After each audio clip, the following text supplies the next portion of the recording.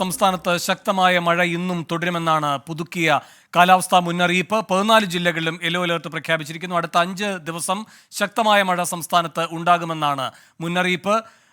ആലപ്പുഴയിൽ നിന്നുള്ള വിവരങ്ങളുമായി മനീഷ് മഹിബാൽ ചേരുന്നു. മനീഷ്, ആലപ്പുഴയിൽ ചേർത്തലയിൽ വെള്ളക്കെട്ടിൽ ഒരാൾ വീണ് അപകടം, മരണം, എന്തൊക്കെയാണ് മറ്റു വിവരങ്ങൾ? കുട്ടനാട്ടിലെ സാഹചര്യം എന്താണ്?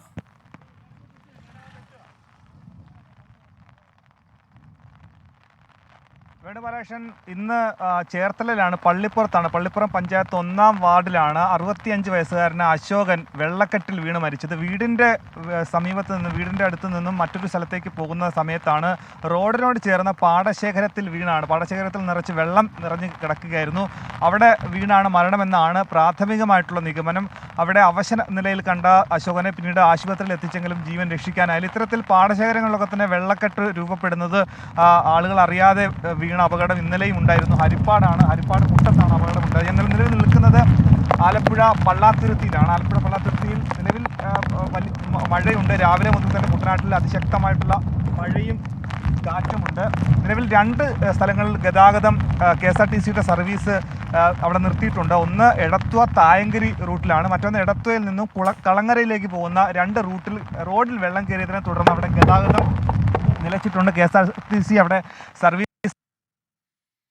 മനീഷ് മഹിബാലാണ് ആലപ്പുഴയിൽ നിന്ന് വിവരങ്ങൾ നൽകിക്കൊണ്ടിരിക്കുന്നത്. അവിടെ ഇപ്പോഴും മഴ തുടരുകയാണ്, ശക്തമായ കാറ്റുമുണ്ട്. ചേർത്തലയിൽ വെള്ളക്കെട്ടിൽ വീണ് 65-കാരൻ്റെ ജീവൻ നഷ്ടമായിരിക്കുന്നു. കുട്ടനാട്ടിൽ പലയിടങ്ങളിലും മട വീണിരിക്കുന്നു. വലിയ കൃഷിനാശവും സംഭവിച്ചിരിക്കുകയാണ്. ഇന്നലെയും ആലപ്പുഴയിൽ ശക്തമായ മഴയായിരുന്നു. മഴ ഇന്നും അവിടെ തുടരുകയാണ്. സംസ്ഥാനത്ത് ഏറ്റവും കൂടുതൽ മഴ കിട്ടിയ സ്ഥലങ്ങളിൽ ഒന്നുകൂടിയാണ് ആലപ്പുഴ. ടോബി ജോൺസൺ കോട്ടയത്തു നിന്നുള്ള വിവരങ്ങളുമായി ചേരുന്നു. ടോബി, എന്താണ് ജില്ലയിലെ സാഹചര്യം? അവിടെ കൂടുതൽ ദുരിതാശ്വാസ ക്യാമ്പുകൾ തുറന്നിരിക്കുന്നു. മഴക്കെടുതി തുടരുകയാണോ?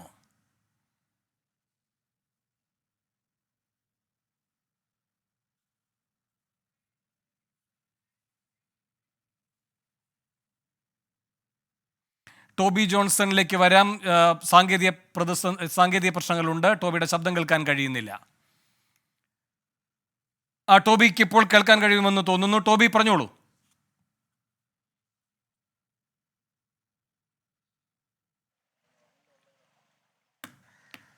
ഹലോ. ഞാനിപ്പോൾ നിൽക്കുന്നത് താഴത്തങ്ങാടി, ഇല്ലിക്കൽ, അതുപോലെ തന്നെ മലരിക്കൽ പോകുന്ന മേഖലയിലാണ്.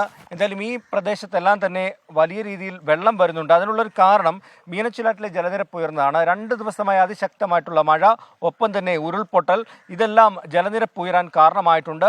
ആ വെള്ളം പാലാ, കോട്ടയം തുടങ്ങിയ സ്ഥലങ്ങളിൽ നിന്നും ഒഴുകി താഴേക്കെത്തി അതിനുശേഷം ഇപ്പോൾ താഴ്ന്ന പ്രദേശങ്ങൾ, കോട്ടയത്തിൻ്റെ പടിഞ്ഞാറൻ മേഖലയിലേക്ക് എത്തുന്ന ഒരു കാഴ്ചയാണ് നമുക്ക് കാണാൻ സാധിക്കുന്നത്.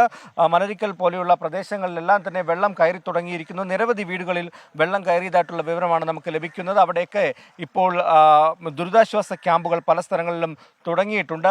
കാലവർഷം എത്തുന്നതിന് മുൻപ് തന്നെ ഇത്തരത്തിൽ വെള്ളം കയറി നിൽക്കുന്നത് വലിയൊരു ആശങ്കയ്ക്ക് കാരണമാകും. കാരണം ഇനിയും മഴ ശക്തമായി പെയ്യുകയാണെങ്കിൽ കൂടുതൽ വെള്ളം മീനച്ചിലാറ്റിലൂടെ ഒഴുകി വരാനും താഴ്ന്ന പ്രദേശങ്ങളിലേക്ക് ആ വെള്ളം വന്നാൽ അത് കൂടുതൽ ഒരു പ്രളയത്തിന് സമാനമായ സാഹചര്യങ്ങളിലേക്ക് കാര്യങ്ങൾ പോകും. വേമ്പനാട്ട് കായലിലേക്ക് വെള്ളം എടുത്താൽ മാത്രമേ ഈ ഒരു പ്രശ്നത്തിന് പരിഹാരമാവുകയുള്ളൂ. ഇപ്പോൾ നിലവിൽ ഇന്നലെയും മിനിഞ്ഞാന്നും കണ്ടത് പാലാ ഭാഗത്തൊക്കെയായിരുന്നു മഴക്കെടുതി രൂക്ഷമായിട്ടുണ്ടായിരുന്നത്, അല്ലെങ്കിൽ വെള്ളം കയറുന്നൊരു സാഹചര്യം ഉണ്ടായിരുന്നത്. അവിടെ നിന്നും ഇറങ്ങിയ വെള്ളം ഇന്നലെ അയർക്കുന്ന ഭാഗത്ത് നമ്മൾ കണ്ടതാണ്. നിരവധി കൃഷി നാശങ്ങൾ ഉണ്ടാക്കി, അതുപോലെ തന്നെ നിരവധി വീടുകളിൽ വെള്ളം കയറി.